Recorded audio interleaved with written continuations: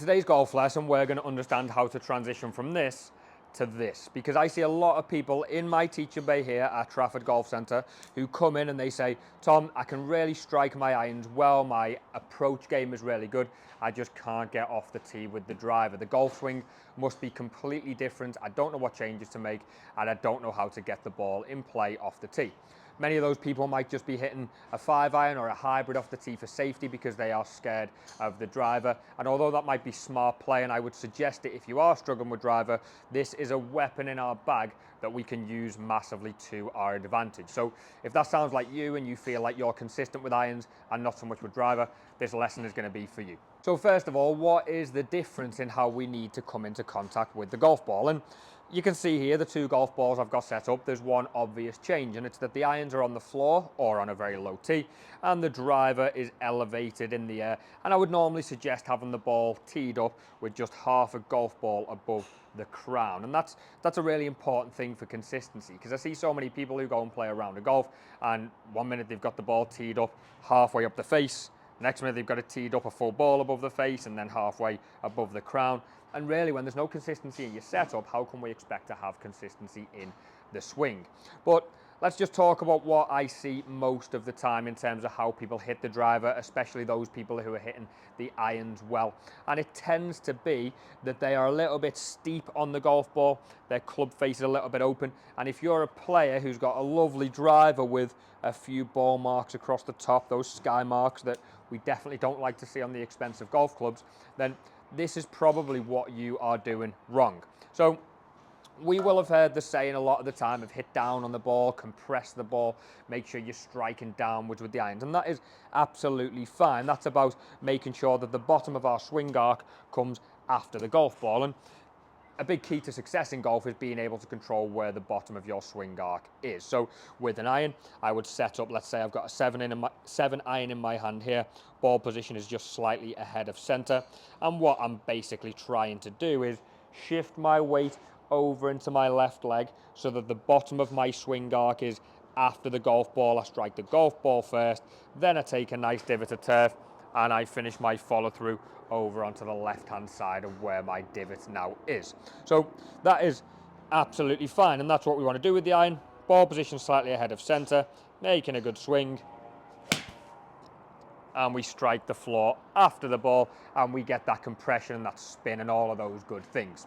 But what happens if I do the exact same thing with my driver? I'll tell you now, not many good things happen, okay? First of all, you'll lose distance. If we're descending onto the golf ball with a driver, we're going to create maybe a lower launch because we de-loft the golf club.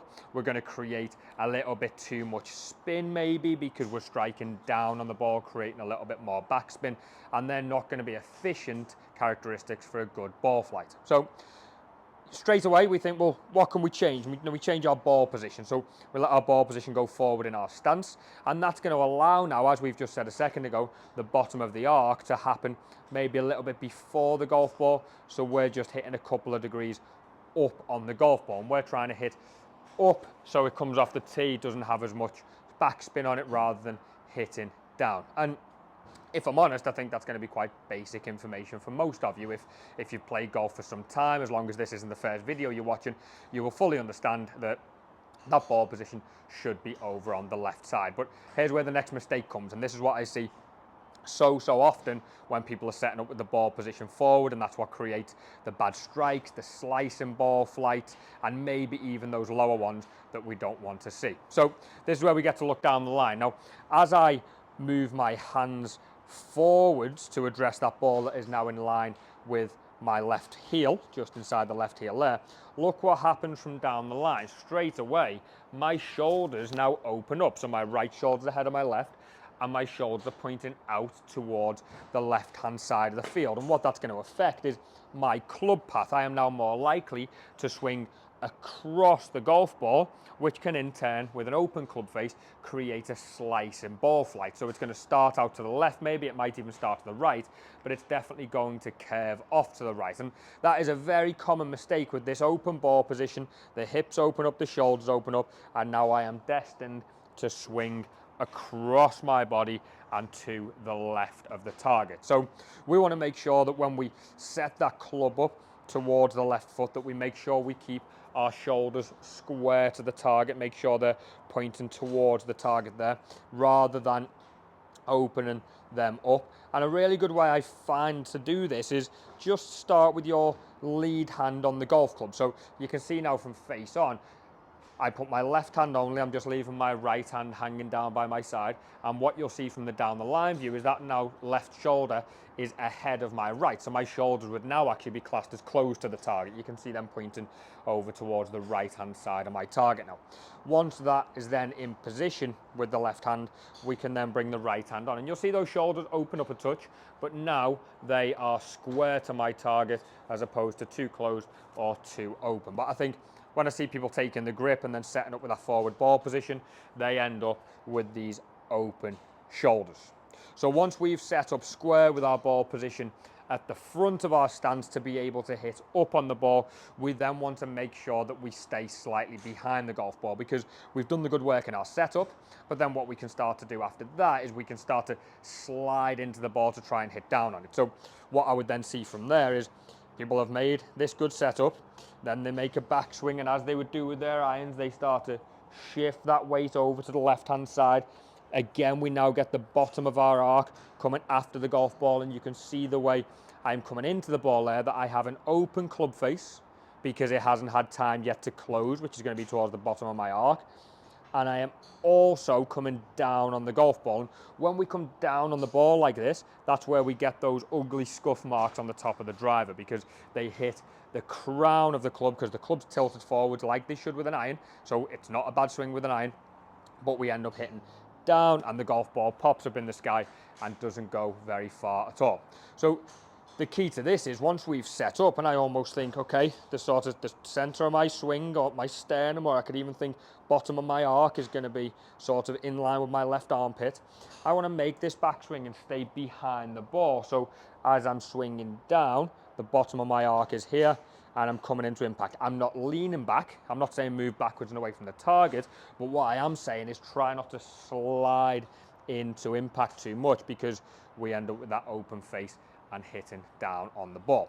So once we're in that good position, I'm just going to feel a couple of times staying central to where I've set up, not moving forwards.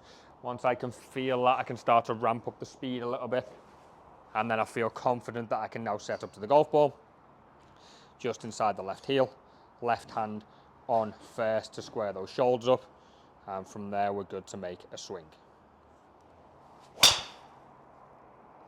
And now you notice here that as I finish this swing, I might have most of my weight on that left foot, but I'm not maybe over here where I would with the irons. That right foot is still holding me up slightly, because the reason there's some weight on there is because I have had to stay slightly behind the golf ball.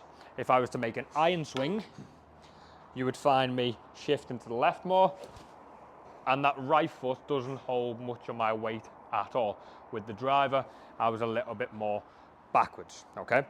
So just a little recap on that. We want to make sure that we've got our ball position forwards, understanding that we are trying to hit up on the ball. That's the main difference from the irons and the driver. We then want to make sure we set up for that. So ball position in the right place, shoulders down the line nice and square. Don't fall into the trap of opening them up as you shift over here. And then once we're in that position, we're trying to stay behind the ball to hit up on it rather than sliding into it. If you think that lesson's helped you and you want to go and give that a go on the range, please do like and subscribe to the channel, and more of these golf tips will come. And again, in the description below, you will find ways to book lessons with me in person here at Trafford Golf Centre, or my online academy on Skillest.